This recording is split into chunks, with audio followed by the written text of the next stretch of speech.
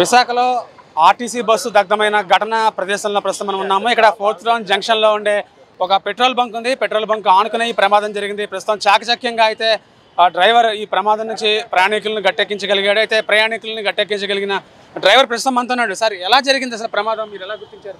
Sir, ఇక్కడ నేను ఇది కూరమణపాలెం నుంచి విజయనగరం వెళ్తుంది సార్ బస్సు. ఇది అక్కేపాలెం బస్ స్టాప్ దాటాక ఇక్కడ శంకరమఠం రోడ్డు సిగ్నల్ మధ్యలో చిన్నది మాడోషన్ లాగా వచ్చింది. నేను సిగ్నల్ పాయింట్కి రాగానే బస్సు ఆగింది. ఆగగానే చిన్న స్మెల్ వస్తుంది, ఏదో పొగలాగా వచ్చేలా ఉందని కండక్టర్ గారిని దిగి చూడమన్నానండి. చూసారండి, ఫైర్ అవుతుందని చెప్పారండి. అయితే ముందు అర్జెంటుగా ప్యాసింజర్లు అందరినీ దించి సైడ్కి తప్పుకోమని అలా పంపించామండి.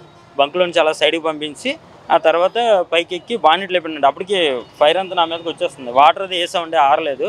ఈలోపు ఆన్ డ్యూటీలో ఉన్న కానిస్టేబుల్ వచ్చారండి. వచ్చి ఫైర్ ఇంజిన్కి ఫోన్ చేసి వచ్చి ఆరిపోయారండి. కానీ ఎవరికి ఏం కాలేదు. ఫైర్ చిన్నది అంటుకోగానే ముందు జనాలను దించేసామండి. దించేసి సైడ్కి పంపించామండి. అందువల్ల ఎవరికి ఏం కాలేదు. లేదంటే ఫస్ట్ ముందు అదంతా నాకే అయిపోవాలండి. ముందు ఫైర్ అయిపోవాలి. అది అవ్వకముందు ముందుగానే ఇది అయిపోద్ది, ఎక్కువ అయిపోద్ది అని తెలిసే ముందు జనాలు దించానండి. బస్సు కండిషన్ ఎలా ఉంది? బస్సు కండిషన్ అంతా ఫుల్ కండిషన్ సార్. చెక్ చేసి మాకు బస్సు ఇస్తారండి. బస్సు అంతా పర్ఫెక్ట్గా ఉంటేనే మాకు డిపోలో ఇస్తారు సార్. బస్సు కరెక్ట్గా ఉండాలి, మేము కరెక్ట్గా ఉండాలి. మాకు కూడా డ్రింక్ చేసాం లేదో చెక్ చేసి పంపిస్తారు సార్. బస్సు కరెక్ట్గా ఉందో లేదో చెక్ చేసి పంపిస్తారు సార్. బస్సు ప్రాబ్లం ఏం లేదు సార్. వర్షం పడ్డది కదా సార్, ఈ వర్షం వల్ల మేము సైడ్ రోడ్ నుంచి వస్తే వాటర్ గట్టా తుల్లిపోయి అది ఎలక్ట్రికల్ షార్ట్ సర్క్యూట్ అండి. బస్సు ప్రాబ్లం అయితే ఏం లేదు. బస్సు అయితే బాగానే ఉంది సార్. ఎంతమంది ప్రయాణికులు ఉన్నారు? 120 మంది పైన 130 మంది ఉంటారు సార్. ఇప్పుడు ఎలా అసలు మీకు ఎలా అనిపించింది ఆ టైంలో? ఎంతమంది ఎప్పుడైనా ఇలాంటి సంఘటన చూసారు వైజాగ్? లేదు సార్, ఇదే ఫస్ట్. ఫైర్ సర్వీస్ ఫోన్ చేసింది, ఎంతసేపట్లో వచ్చారు వాళ్ళు?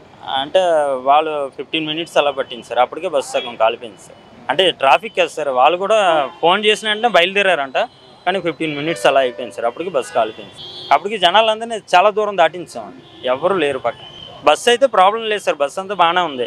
ఈ వర్షం వల్ల వాటర్ తుల్లిపోవడం, దానివల్ల వైరింగ్ అంతా షార్ట్ సర్క్యూట్ అయిపోయి ఫైర్ అయిపోయింది. స్టీల్ ప్లాంట్ నుండి బయలుదేరింది కూరమణపాలెం విజయనగరం వెళ్ళిపోతుంది. పీక్ అవర్లో బాగా వర్షం పడ్డది. వర్షం పడేసరికి షార్ట్ సర్క్యూట్, బ్యాటరీ నుండి షార్ట్ సర్క్యూట్ వచ్చినట్టు ఈ వైర్ నుండి స్మెల్ వచ్చింది. ఇమీడియట్గా అప్రమత్తం చేసి డ్రైవర్ ఇమీడియట్గా, ఇది స్పెషల్ వెహికల్, ముందు వెనక కూడా ఎయిర్ సస్పెన్షన్ ఉంటుంది.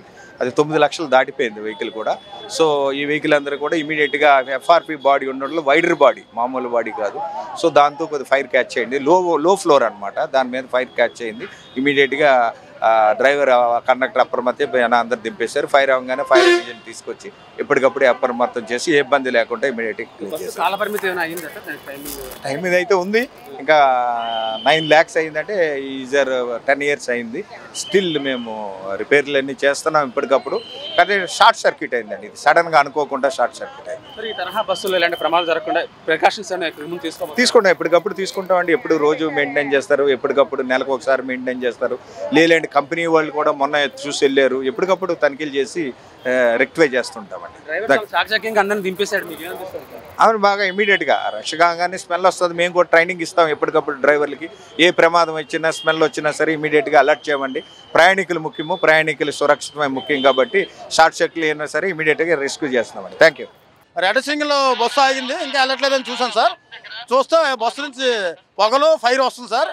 పబ్లిక్ 100 మంది పైన ఉంటారు సార్. బస్సు నుంచి దిగి చూసి అందరినీ స్పందించి కంట్రోల్ రూమ్కి తెలియపరిచి, కోర్టులో లాండ్ పోలీసులకు తెలియపరిచి, పబ్లిక్ ఎటువంటి గాయాలు కానీ ఎవరికి ఏం అవ్వలేదు సార్. అంతా సేఫ్ సైడ్ చూసాం సార్. సుమారు 8 to 8:30 మధ్యలో సార్, 8 to 8:30 మధ్యలో ఫైర్ అవుతున్నా ఫైర్ వాళ్ళకి అందరికీ ఇన్ఫార్మ్ చేశాను సార్. అందరు రావడం వల్ల ప్రజలకి ఏం కాలేదు సార్. అది రోజు ఇక్కడే విధులు నిర్వహిస్తారు కదా, పక్కనే పెట్రోల్ బంక్ ఉంది, చాలా హెక్టిక్ గా ఉంది సిచువేషన్. నో ప్రాబ్లం లేదు సార్. పెట్రోల్ బంక్ వరకు కొంచెం ఆపియండి, కొంచెం పెట్రోల్ గట్ట ఏం చేయొద్దు ఈరోజు, కొంచెం ఈ గంటల్లో చేయొద్దు. పబ్లిక్ గట్ట తిరుగుతున్నారు కొంచెం క్లియర్ చేయగలరు సార్. అయిపోస్తారు, ఇంకా మొత్తం అయిపోయింది. ఫైర్ వచ్చి మొత్తం అది కూడా చేసేస్తారు. అయిపోయినట్టుగా ఇంకో ½ an hourలో ఏముండదు సార్, మొత్తం క్లియర్ అయిపోతుంది సార్. కిందకి వెళ్ళేసరికి కేకలేస్తున్నారు, కాలిపోతుంది బస్సు అని. వెంటనే పరిగెట్టుకు వచ్చేసరికి అప్పటికే తగలాడిపోతుంది. అప్పుడు ఈ డ్రైవర్ గారు కింద దిగారు, గబగబా అందరినీ దించేశారు. అయితే ఈ పక్కన పెట్రోల్ బంక్ ఒకటి ఉంది, ఓ పక్కనేమో ఏదో పేలిపోయింది. అందరం పరిగెట్టాం వెనక్కి. ఈలోగా పోలీసు వాళ్ళు వచ్చారు, తర్వాత ఫైర్ ఇంజిన్ వాళ్ళు వచ్చారు. బంక్ ఆపిమని చెప్పామండి, వెంటనే బంక్ ఆపిమని చెప్పామండి. కానిస్టేబుల్ రాగానే వెంటనే ఫైర్ ఇంజిన్ ఫోన్ చేస్తాం. స్టేషన్ పక్కనే ఉండడం వల్ల కానిస్టేబుల్ కూడా వెంటనే వచ్చారండి. స్టేషన్ నుంచి కూడా పోలీసు వాళ్ళు వెంటనే వచ్చారు, ఫైర్ ఇంజిన్ ఫోన్ చేశారు సార్. అదంతా ఒక 2-3 మినిట్స్లో వెంటనే అంతా యాక్షన్ తీసుకున్నారు. ఈ 2-3 మినిట్స్లో జనాలు కూడా దిగి సైడ్కి తప్పుకున్నారండి, ఎవరికి ప్రాబ్లం లేదండి. చాలా బాగా కంట్రోల్ చేశారు. నిజంగా ఇది ఎప్పుడు ఎన్నడూ కూడా జరగలేనటువంటి సంఘటన. ఆ పక్కన పెట్రోల్ బంక్ ఉండడం, పక్కన ఫుల్ ట్యాంక్ ఉండడం, పక్కనేమో ఆ టైర్లు అవన్నీ కాలిపోవడం చూస్తే అందరికీ భయం వేసింది. కాకపోతే వీళ్ళందరూ వెంటనే పట్టుకొని ఫైర్ ఇంజిన్ అది చేయడం వలన బాగా కంట్రోల్ అయింది. కాకపోతే అది మంచి బిజీ టైము, స్కూల్కి వెళ్ళే టైము, జనాలు వచ్చే టైము, బజార్లకు వెళ్ళి వచ్చే టైము, వాకింగ్కి వెళ్ళి వచ్చే టైము. ఇలాంటి టైంలో ఇంత రష్లో విపరీతం ట్రాఫిక్ ఉంది.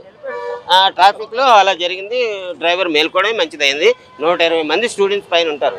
కాకపోతే అందరూ అంటున్నారు ఓవర్లోడ్ వల్ల కూడా అలా జరుగుతుందని అంటున్నారు. అది ఓకే, అది మనం ముఖ్యంగా చూడొచ్చు. ఒకసారి ఆ బస్సు ఎలా దగ్ధమైందో ఒకసారి ఆ దృశ్యాలను ఒకసారి చూస్తే తెలుస్తుంది, ఎంత తీవ్రత అనేది కనిపిస్తుంది.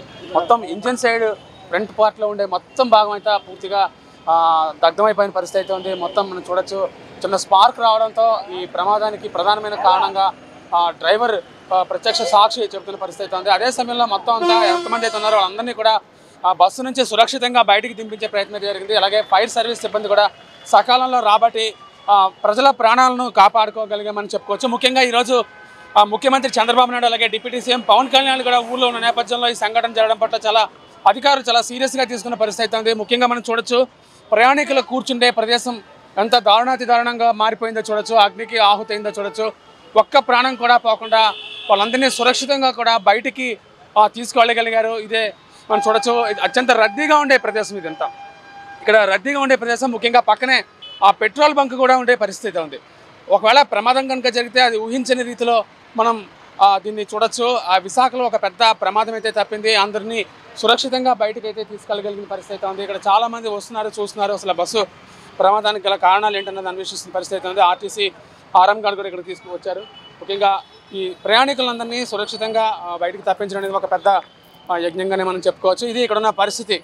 వీడియో జర్నలిస్ట్ ప్రేమ్తో Murthy, VBC on TV, Visakhapatnam.